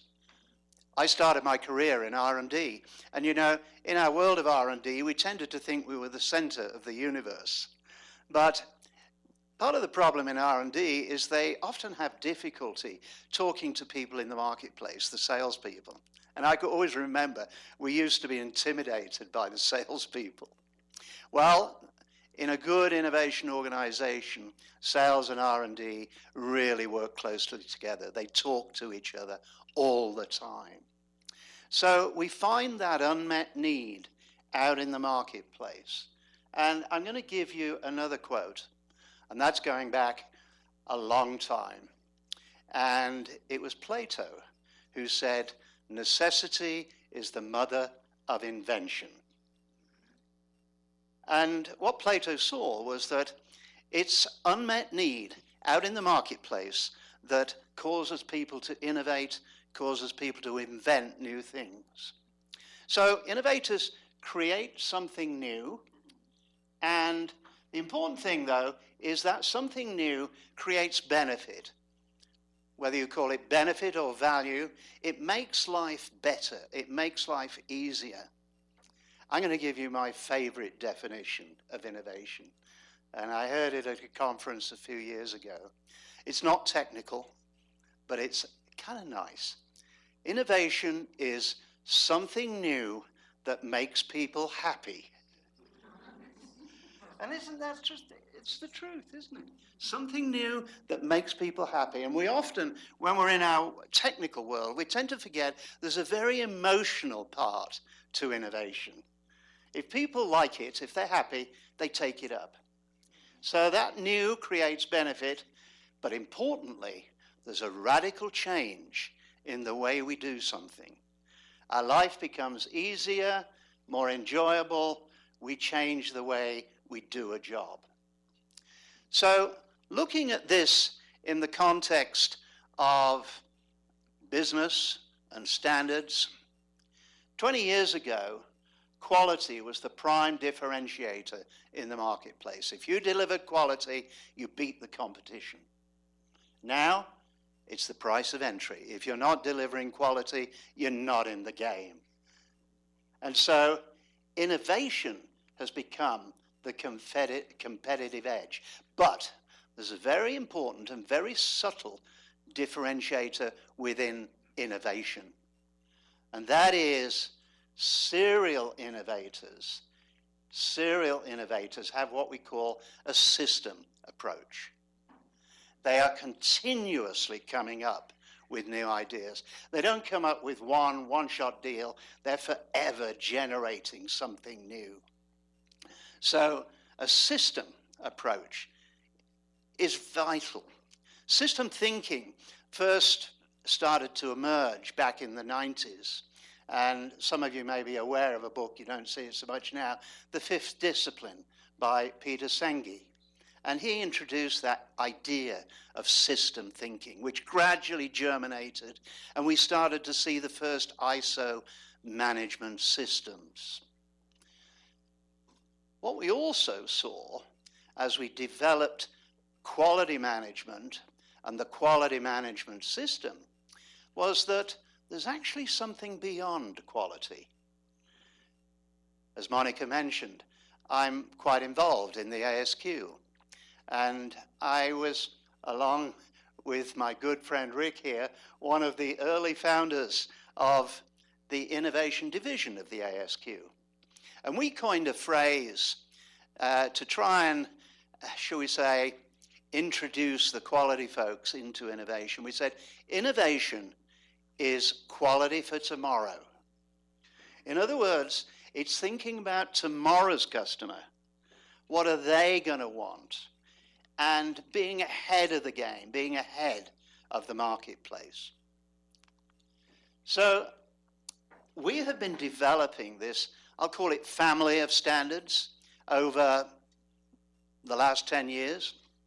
And the first standard we developed was, well, there were two in parallel, 56,000, which was finally published in 2020. And that is a standard which captures all the definitions, all the basic concepts. You might call 56,000 the introductory standard. Then we jumped a step, and we worked first on 56,002 before coming to 56,001. And I mentioned the reasoning for that a few minutes ago. In addition to those, there are a number of guidance standards as well on different aspects of innovation management. I'm not going to talk about those tonight. My focus is going to be very much on 56,001 and its partnership with 56,002. So in that 56,000 standard, the introductory standard, we introduce the 8 principles of innovation management. And this gives us the fundamental thinking of what innovation actually is. And we start off by explaining that innovation is about realizing, oh, wrong button. There we are. I was trying to press the laser and I got the forward button. Here we are. You didn't do that, did you, Rick? Okay. We start off by recognizing that when we're innovating, we're creating new value, new benefit for people out there. And that doesn't just happen. We need leadership for that to happen. And we need leaders who are future focused. They're looking ahead. They're thinking about tomorrow. And we give them these 2 words. They're curious and they're courageous. They're always exploring, and they're willing to take risk.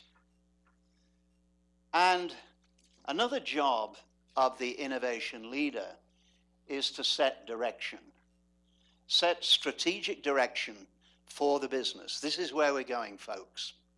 But also recognizing that when you're innovating, that direction will change.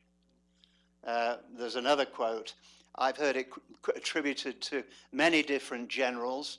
The one I like is Sun Tzu, and that is, no battle plan ever survives first contact with the enemy.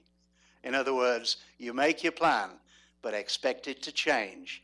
Or as we say in the world of innovation, pivot or persevere. And that's a choice you're making all the time.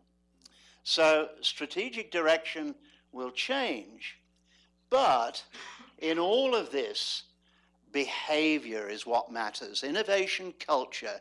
If there's one thing that I get asked about more than anything else, it's how do I build an innovation culture?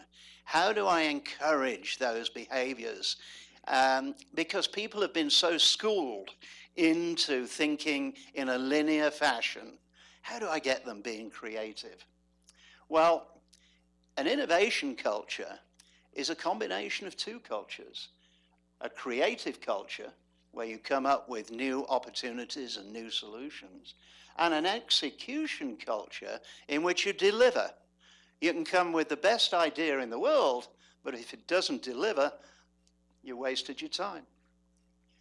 And the way we get these new values, these new deliverables, is by looking deep for opportunity, finding those unmet needs and exploiting them, and developing new offerings. But innovation lives in the world of uncertainty. And one of the key tools that we use as we journey through our solution to delivery is the portfolio, a critical tool in the world of innovation. And certainly when I've implemented innovation management with companies, this has been one area where I've found they've had some of the biggest opportunities for improvement, portfolio management. So what you're seeing here, and when I said, pivot or persevere, you've got to have an adaptable organizations, because the world around you is going to change. The opportunities will even change as you're getting towards a solution. What makes this all come together, what makes this work, is that systems thinking or systems approach that I mentioned. That's what makes us serial innovators. So what do we mean by a system? Well, I'll give you a definition first of all. It's up at the top of the screen here. A system is a set of interrelated and interacting elements. It's all the pieces of the organization joined together. And when they're disconnected, you've got problems. We call it bad communications. But what it means is people are not connected with each other. So the elements of a system are people, processes, and technology. And so immediately you see you're dealing with complexity when you're dealing with a system. And we need a fundamental understanding of complexity in order to work with a management system. So this is the heart of the management system that ISO uses, and it's called the Plan, Do, Check, Act cycle. And any management system standard, and 56001 and 56002 are both management system standards. Any management system is structured this way. We start off creating plans. We execute the plans. This is clause 8, this is clause 6. We monitor the execution. Are we getting the results we want? So clause 9 deals with that. And then if we're not getting the results we want, we make things better. Plan, do, check, act. And I'm sure you've heard of Plan, Do, Check, Act. It's very hard to avoid it these days. And the hub around which this revolves is the support clause. This is a model we developed in the early days of 56,002. It's a model which got messed with, I'll say, but I still use it because it's simple and it's easy to understand. The software guru, George Box, said all models are wrong, but some are useful. And I find this a useful model. But it's not the whole story. A lot of people call this the Deming cycle or the Shewhart cycle. But there's a bit more to it than that. You see, Deming and Shewhart got their inspiration from 400 years previously. And it was from a person called Sir Francis Bacon. And in 1620, yes, he published a book called Novum Organum, New Method, and what today we call scientific method. And the way that scientific method works is like this. It's got an outer ring to that Plan, Do, Check, Act cycle. And it starts off with observe, Plan, Do, Check, Act. And so in ISO management system standards, done it again. In ISO management systems, we start out with this clause 4, we call it context, and that asks us to look outside the organization, what's going on, look inside the organization, what are we capable of? In other words, it's the first step in strategic planning. And all ISO management standards start with that. And you're probably wondering, what's happened to clauses 1, 2, and 3? Well, those are introductory clauses, scope, references, and terms and definitions. I'm going to focus on the requirement standards, the requirements clauses in the standard. So this is the full story. We do that observing at the beginning, and then the job of leadership is to take the knowledge from that observing and feed it into this Plan, Do, Check, Act cycle. So let me take you into it now, and let's see what it consists of. This clause 4 starts off by saying, okay, what's going on outside? What's happening that interests you, that gives you opportunity? And at the same time, how are you doing inside? What are your weaknesses that you need to be working on? As we're doing that, we start to see that there are certain people, organizations that we're going to be interacting with. And so that is the next clause in this, call it clause 4 or chapter 4. And it's not just customers. Innovators partner. Some research in Harvard Business Review about 4 or 5 years ago showed that 95% of innovators partner. We call it collaboration. And so we need to get a good idea at the outset. Who are we likely to be working with? And then we're now ready to start setting direction. We set the innovation intent. Where are we? Where is our aspiration headed? And we start to put some initial boundaries on the management system. You know, what's in and what's not. Those boundaries may well change as we move forward. And then the final clause here, 4.4, is where we pull all of this together. The standard is not prescriptive. It doesn't tell us which tools we use. But let me share you a couple of the classic tools that are used in strategic planning. And I see a few nods. You've obviously come across them. The easiest one to use is the SWOT analysis. And what I find is a leadership team can go straight into this relatively easily. What are our strengths? What are our weaknesses? You know, weaknesses, where is the competition beating us? Threats, what's coming at us from the outside that we need to be ready for? And out of all of this, what are the new opportunities that we might see out there? In an innovation management system, this is a fairly broad sweep. What we dig out is what we call areas of opportunity. Yes, this is an area that we might want to have a look at. And you team that up with your internal strengths. What are the things we're good at? Where are our competencies, you know, ahead of the crowd? So you can see this is where innovation begins. There's another tool which you may have come across, and this is the pestle analysis. Politics, economics, sociology, technology, legal, environmental. Quite a mouthful. Much deeper. Most companies I find will engage a specialist to deal with that. But what you're looking for in pestle is what are the changes going on in each of those factors that could create opportunity for us. So then the next step in the model is where we, as leaders, take the knowledge from that SWOT analysis or pestle analysis, and we do some things with it, with that knowledge.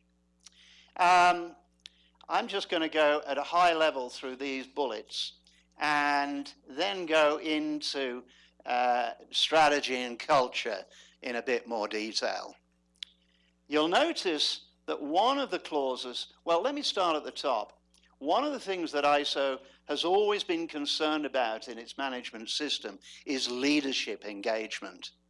And that's been particularly a problem in quality management systems.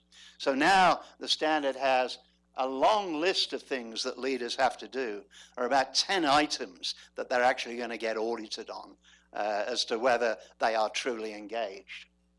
But I want to go here, this thing here, innovation policy.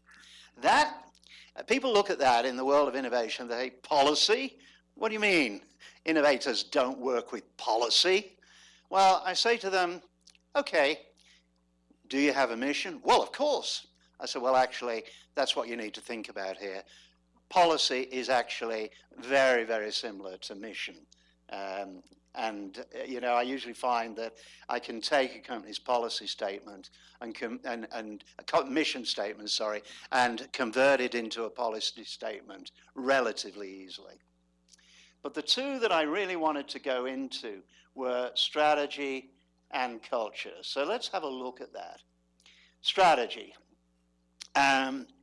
What you'll see as we get deeper into this is that innovation is way more strategic than quality. It's like I said, quality for tomorrow. You're looking into the future. So one of the things that we start to develop as soon as we've done that initial scan of the marketplace is our strategy. And you've heard the terms mission, vision, policy, strategy, you know, they flow. What we do is we start setting broad objectives and milestones. But again, our strategy is extremely adaptable. Thing about strategy is you've got to be able to share it with the people inside your organization. You may have a couple of alternative versions. You may have some elements of your strategy which you keep very confidential. But you certainly need to engage the population of an organization. So you need, should we say, a public version of your strategy. And certainly when you're looking to partner, you need to be able to share your strategy with potential partners. But again, it's flexible and adaptable. One of the things the standard does insist on is that your strategy is documented. You'll find as you go through ISO management system standards that there are key points where it asks us to capture things, to document, to retain documented information, as they say. Because that represents, shall we say, a stake in the ground. And there are certain critical things that you want to make sure everybody is on the same page. Now, you may be tired of me giving you quotes as I go through this, but I kind of love quotes. And there's a wonderful quote from Peter Drucker. He said, "Culture eats strategy for breakfast." You'll probably have heard that one.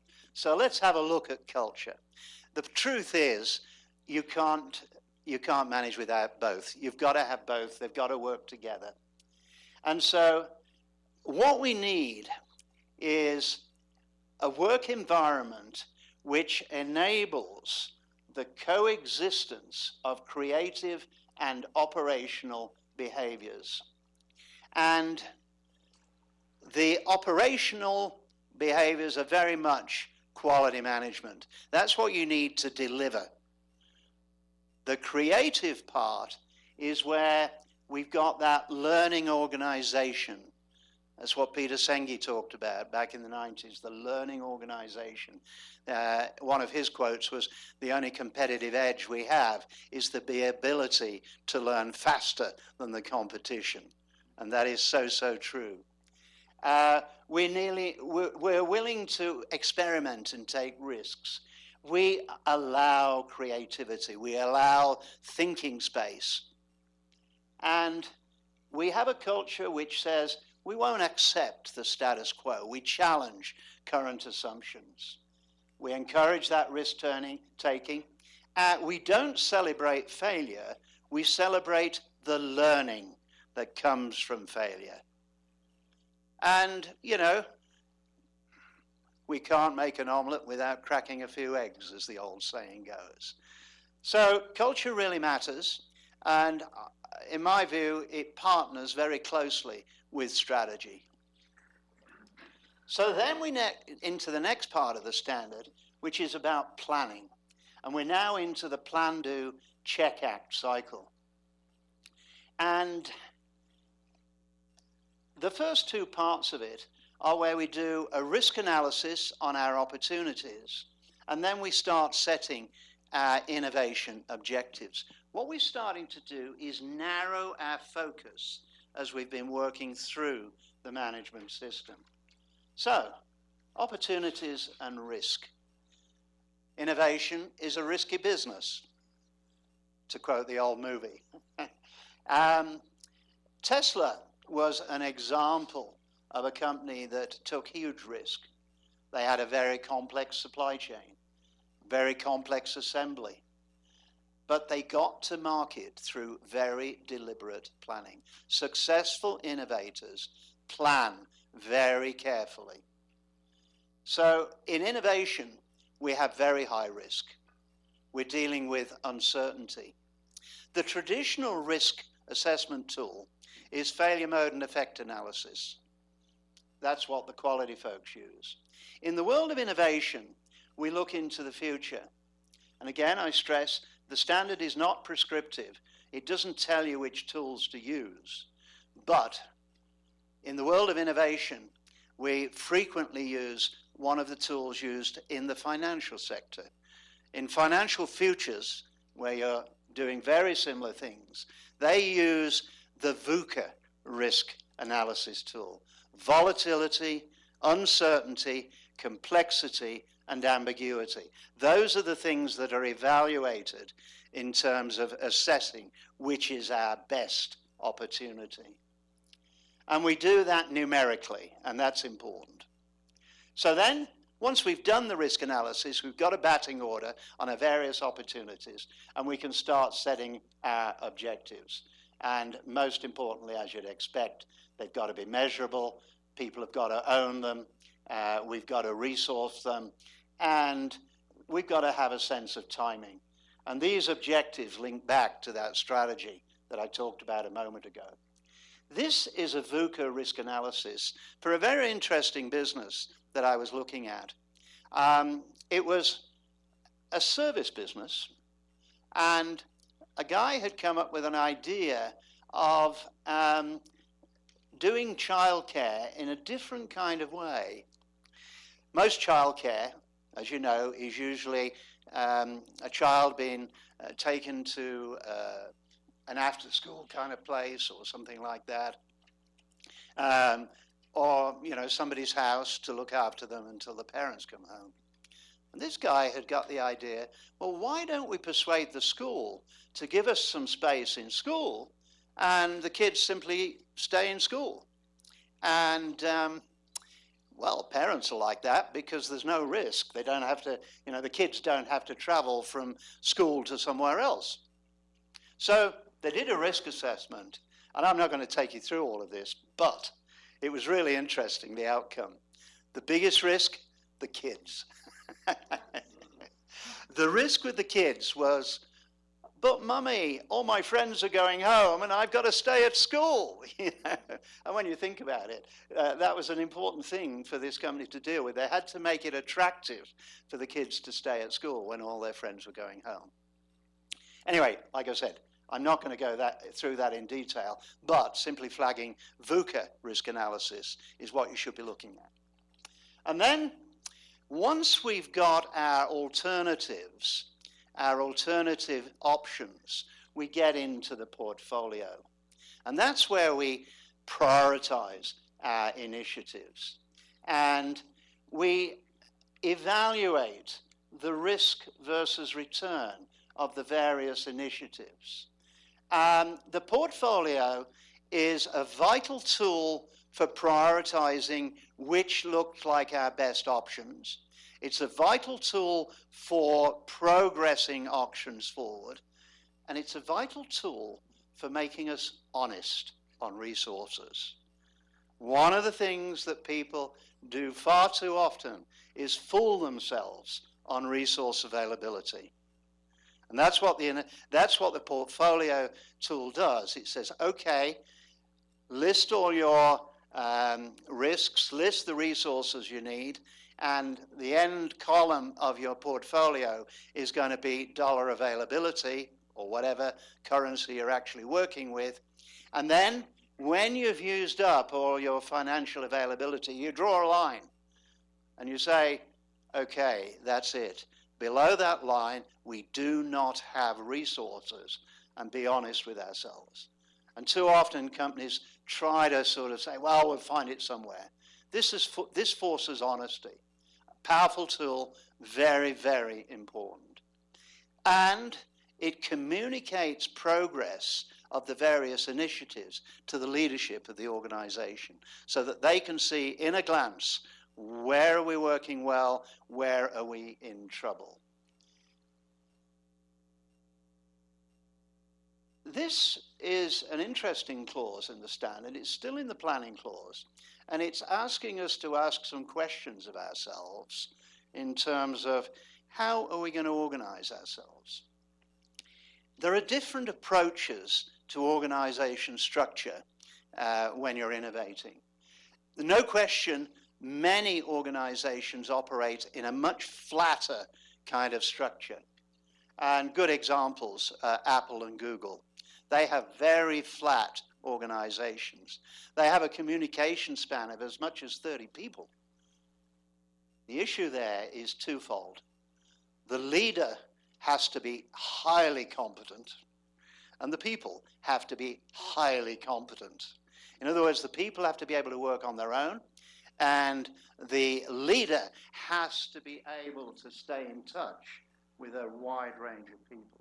So you're looking for a very different kind of skill set. Then there are other approaches. That was the flat organization, that's one. Then another one goes back many years, back to World War II, and Lockheed Martin created a concept called the skunk works. You still hear that term around, not too often, but what they did was they ostracized innovation. They put them in a shed at the bottom of the garden and said, keep away, do your own thing, but don't get in our way. So you do see that, where you have innovation labs, for example. That's a kind of skunk works. Another approach, which some companies use, is to totally subcontract their innovation. 20 years ago, Procter & Gamble were in serious trouble because they were taking 5 years to get new innovations out in the marketplace. And their new CEO then, he was a guy called A.G. Lafley, he said, enough already, we're going to change this. So he totally subcontracted their creative work to a company called Innocentive. And it was very successful for a period of time, but not the best solution, not a long-term solution. The one I really like is self-managed teams. And that really works for innovation. It's not a new concept now. It was originally created by a guy called Bill Gore when he started his company, W.L. Gore, and that was back in the 50s. And that company is still a highly innovative billion-dollar company, and they operate very much on self-managed teams. When I worked with Phil Crosby, we had that kind of structure. And I must say, it's a pleasure to work in that kind of environment. Collaboration, I've mentioned a time or two. And we look for areas where we're not strong, areas where we're missing competences, and that's where we collaborate. I said already, 95% of companies do collaborate when they're innovating. Key issue here, though, is that while collaboration is about the sharing of knowledge and competency, there are other issues like intellectual property. Who owns the new solution, the new idea? And we've got to make sure that that is acceptable to both parties. So now the support clause, and there are a lot of issues here in resources. Competence is a major issue. I'll just go through the key points here in the resource part, and we see things like taking account of knowledge management, intellectual property, and, very importantly, time and money. These are two factors which people in the world of quality don't worry about too much. Yeah, they worry to some extent about time, but they have got revenue already, so they don't worry about money. The innovator's challenge is there is not yet a revenue stream. So financing revenue, financing the revenue stream is vital. Two of the things that I know from past experience with the company that I ran in the UK is that when you are highly innovative, you need somebody to be funding that. And managing your funding is a critical part of the innovator's, should we say, skill set. I was fortunate. Corporate financed the business that I was running, but I had to get the people as well. And that is another key aspect of innovation, getting the right people and ensuring that you've got the right competencies. Often when I look at a company's human resource function, I see them having innovation as a competence. And I tell them, sorry, that's too broad a statement. You've got to think about the individual elements of competency. You want people who are good at research, both product research and market research. You certainly want creative people, but you also want good project management people. So being granular on your innovation skills, absolutely vital. I'm going to skip the other items in this clause and go into the innovation process. This is the heart of where innovation actually happens. A lot of people don't think there is an innovation process, but skilled innovators know there is. And this is what the process looks like. It starts off, and I said this a while back, with finding opportunities, unmet needs out in the marketplace. There are different techniques for doing that. Ethnographic research is one of them, and I'll come back to that.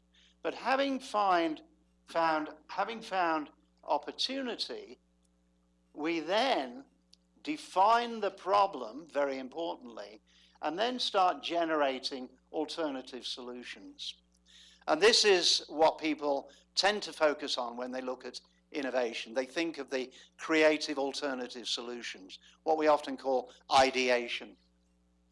But having generated alternative solutions, give you another quote now, Linus Pauling, he said, the best way to get a good idea is to get lots of ideas.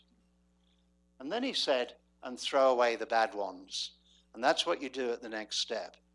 You generate your alternatives, but you also collect data and analyze it, and you validate, deciding which is the best choice, because you've got to keep narrowing down your choices. And when you get to this stage, the development, that's where so many companies have cost overruns. And the reason they have cost overruns is because they didn't have adequate proof of concept at this point here. And if you've done it properly, you develop a working solution, one that is user-friendly, and then you can deliver it into the marketplace, knowing that you're going to beat the competition. So in the standard, we've got in this clause 8, we call it operations, a couple of introductory clauses about planning, overall planning at an operational level, and then the requirements we need for an innovation initiative. We decided to call it an initiative rather than a project because we felt that it had a better scope to the term initiative. And here we get into the process. We start off by finding those unmet needs. Remember back at the beginning, I was saying you find areas of opportunity. Now you're looking for specific opportunities. And I mentioned a moment ago, one of the techniques is, wrong button again. One of the techniques is ethnographic research. And a good example of that is Lego. 20 years ago, they were in deep trouble. They were really, really struggling. And what they did was they used, and this is a bit of a mouthful, ethnographers. They got these people who were good at studying human behavior and sent them out into the marketplace to watch kids playing. And they observed kids playing. And what they learned was that when kids play, they're telling stories. And we've seen it, you know, as they talk to their toys and they move the toys around, they're telling a story. They're being creative. And so Lego realized, we got to change our offering. And they built stories into their various offerings. And that's what we see now. Kids are not just sticking bricks together. They're building a story. And so it was through that research, market research, that Lego learned to change their business. Having done that, though, what I repeatedly find is that companies do not define the problem. And Einstein said it really well. He said, if I had an hour to save the world, I'd spend 55 minutes defining the problem. And that's what we need to do. You've found the opportunity, but put a good definition on it. And then we start to prioritize the opportunities. Which looks like the best opportunity? Which is going to be quickest to market, lowest cost, lowest risk? And you're going to keep a few of these opportunities because you're not really involved cost yet. This is the low cost part of innovation. And then you go on to generate alternative solutions, very importantly, collect data. And of course, this is where we do the creative problem solving, which everybody loves and which is so much fun. And that's where a lot of people go wrong. They think it's a one-off job. You know, we do a brainstorming session and that's the answer. But the best answers often come between sessions, not during sessions. It's like Archimedes with his search for the solution on specific gravity. the solution came when he had a bath. Now, our physics teacher told us, well, it was the water overflowing that gave him the insight. I disagree. It was the relaxing and having a bath that gave him the insight. He'd been working on that a long time. Then, having developed our alternative solutions, we do that validation, which is the best, most promising solution, which is feasible. And a little story here that is a great example of validation is Zappo shoes. And the guy who started Zappo said, I can sell shoes online. And people said to him, no, you can't. And so he said, okay, I'm going to test it. So he went into the shoe shop, photographed all the shoes that he wanted to sell, put them on his website, got going, started getting orders. You'd think he would go and buy wholesale. No, he didn't. He went back to the shoe shop, bought the shoes that he'd sold online, and sold them back. He was testing the model. He remained focused on testing the model, the validation, before he went into the market full time. I find that a big lesson. So then we get to the point where we want to make our choice into a working solution. And I mentioned already, without doing the validation properly, this is where we get the cost overruns, inadequate proofs of concept. And then we're ready to deliver. We monitor, we collect new knowledge. We used to work very closely, the business I ran, we used very closely with Marks and Spencer's, and they were great business partners to work with. We learned so much about the customer when we launched a new product. The customer, our customer was Marks and Spencer's, their customer was the consumer, of course. One thing I want to add here, and that is scalability. A lot of people think, oh, we'll deal with that later. There's two things you need. I mentioned it already. When you've got success, you need money to finance growth, and you need good people to enable growth. I remember somebody saying to me, scalability doesn't matter. My answer was, well, you'd obviously never had a successful innovation. You know? Right, into the home straight. 3 parts to this clause 9. The first one is about measurement. Next is something called internal audit, which is a bit of a scary term. It appears in all ISO management systems. But what internal audit is about is self-assessment. Some method where you are evaluating what you're doing and you're giving yourself feedback so you can strengthen your processes. And then, vitally important, something we call management review. And it's a bit like the quarterly financial review in a business. You're looking at trends, you're taking a step backwards, and you're looking at the overall picture. But let me take you into the first item, which is measurement. And this is something I've taken from 56002, where it gives us a lot of guidance on measurement. It points out that indicators can be input, throughput, or output. And this is where people often go wrong. They measure innovation success on output. Number of products less than 3 years old. Return on investment after 3 or 5 years. Those are such lagging indicators, they don't drive your process. What you need to be looking at is the input indicators. How good are your sources of knowledge? How good are you at generating ideas? IBM, they measure the enablers, the things that enable the creative work. Are those enablers working? And this is I guess you might call it the secret sauce of an ISO management system, the improvement clause. A lot of people forget about it. And by the time you've gotten to this, you think, oh, is there more?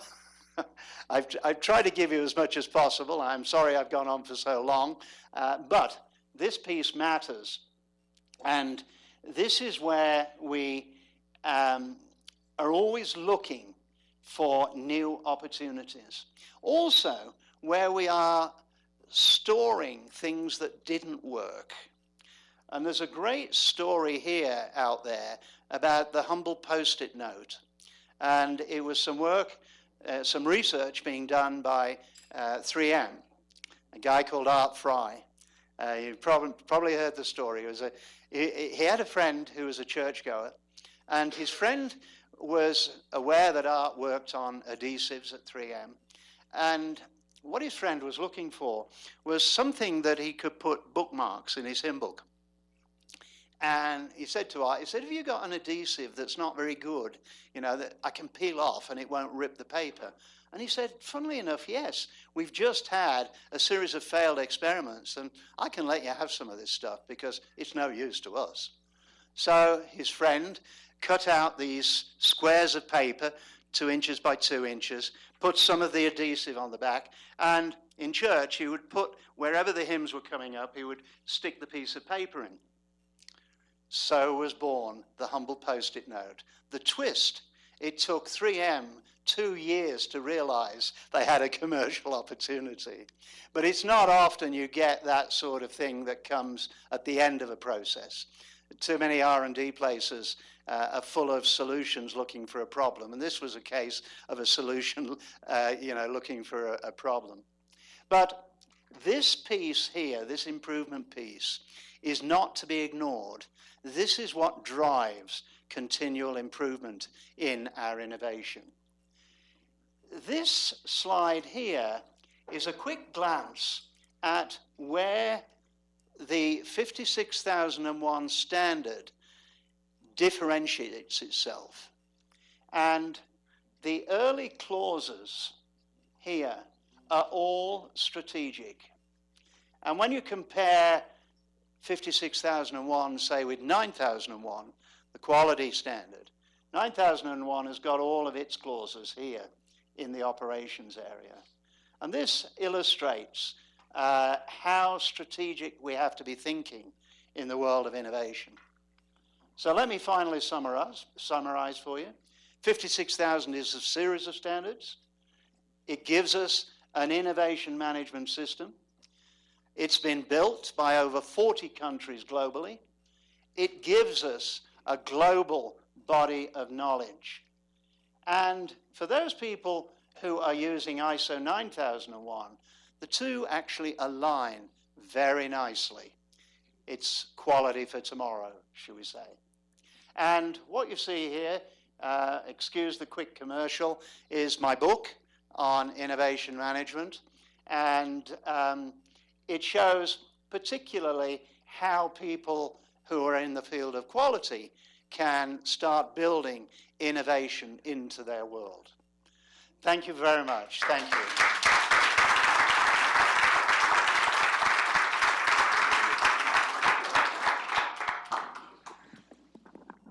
Thank you very much, Peter, for your very interesting presentation.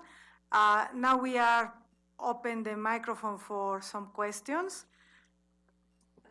¿Alguien tiene una pregunta? Si no se sienten lo suficientemente bravos para hacerla en inglés, valientes, está Rick, y estoy yo que la podemos traducir. ¿Alguien con alguna pregunta?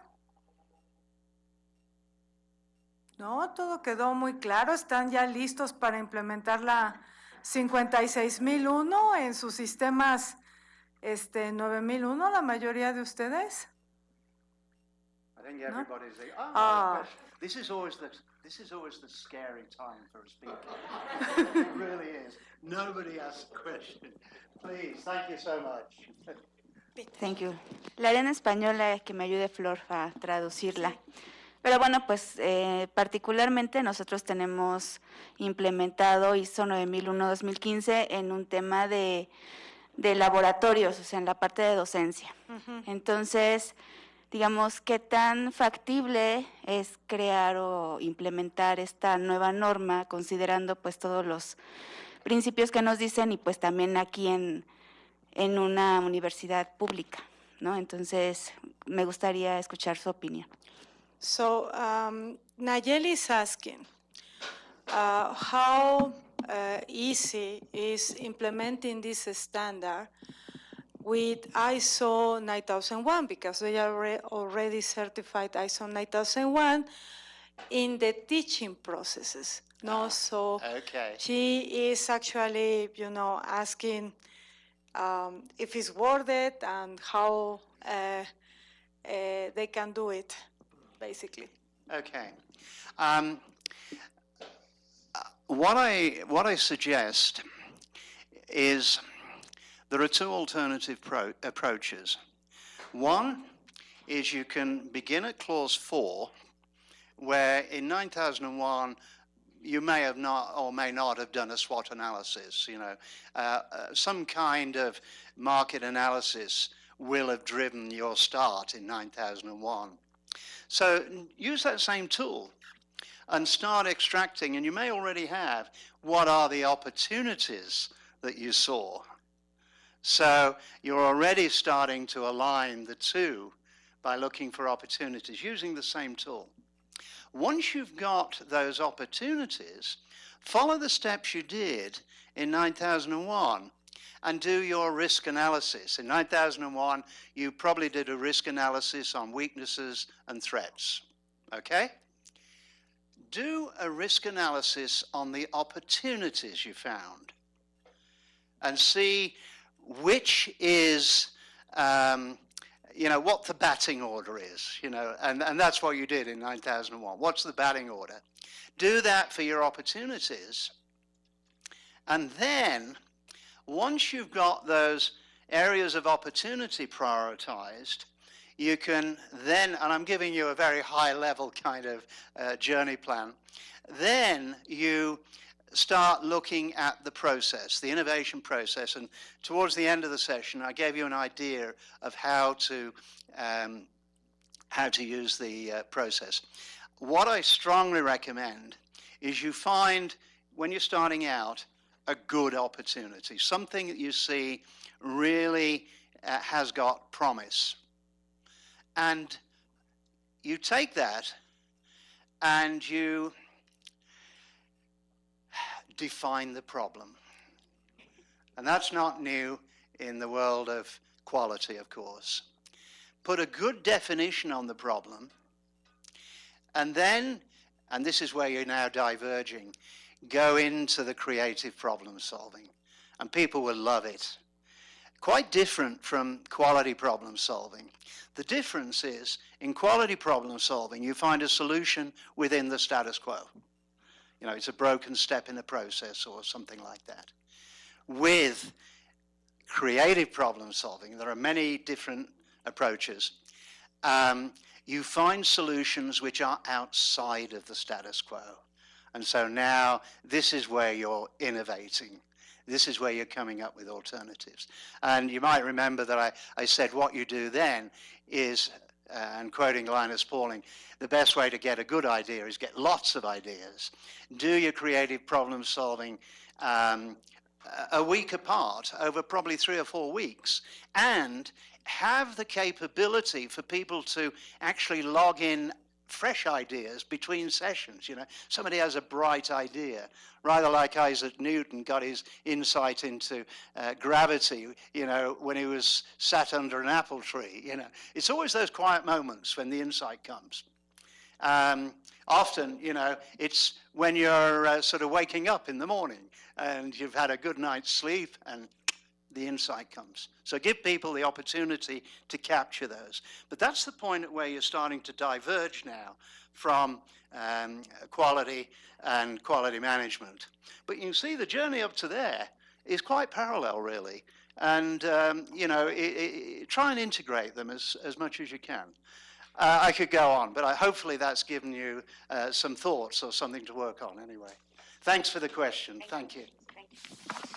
Well, thank you very much to you, Peter, for this very interesting and good presentation. We need to actually invite you again for present us your book. I think everybody will be very interested on that, so we can probably invite the publisher as well. So Well, I've got a surprise for you, Monica. Oh, I can smell books. And yes, so let me just get the thing out here, and here it is. So I'm really grateful to you for giving me the opportunity to speak it's here, a pleasure. because it's been an absolute pleasure. So I'm going to give Monica a copy of my book. Oh, well, thank you very much. It will be in the coordination in our office, so you can check it. And also, we are going to invite Peter next time for presenting his book with his publisher, so we can actually disseminate it around our colleagues here, because we have 336 already certified 9,001 laboratories, Peter, at UNAM. Okay. So it's a huge number, so it's going to have a huge number of fans, I am sure of that. So thank you very much. We have also a present for you. Okay. It's a handcraft. Oh, So we hope that you enjoy it. thank you. And also, universities love to give certificates Okay. of recognition. So thank you very much for your presentation. We really appreciate it. And Okay. for accepting share your knowledge with us. We really appreciate it. So thank you very much. All right. Thanks, Monica. And thank you, everybody. Thank you. Gracias a todos los que nos acompañaron hoy en el auditorio, muchísimas gracias. Y gracias también a toda la gente que nos siguió en YouTube. Les recordamos que el evento se está transmitiendo en vivo a través de YouTube y pueden ir a la página de YouTube a verlo nuevamente. Traduce automáticamente YouTube también, ¿eh? Muy bien, muchísimas gracias. Okay.